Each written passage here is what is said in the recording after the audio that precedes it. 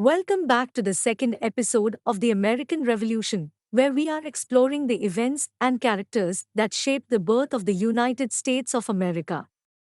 In this episode, we will be discussing the Declaration of Independence. Segment 1: The Formation of the Continental Congress.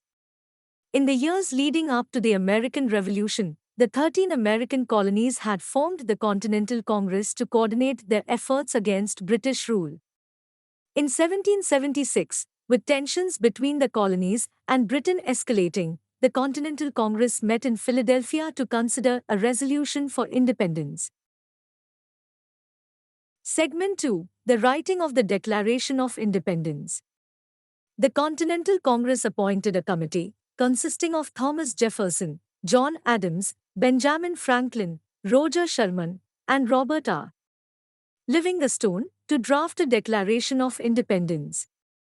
Thomas Jefferson was selected as the primary author, and he drew on ideas from the Enlightenment and the works of John Locke to craft the Declaration.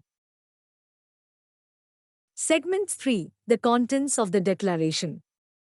The Declaration of Independence was a revolutionary document that declared the independence of the 13 American colonies from British rule.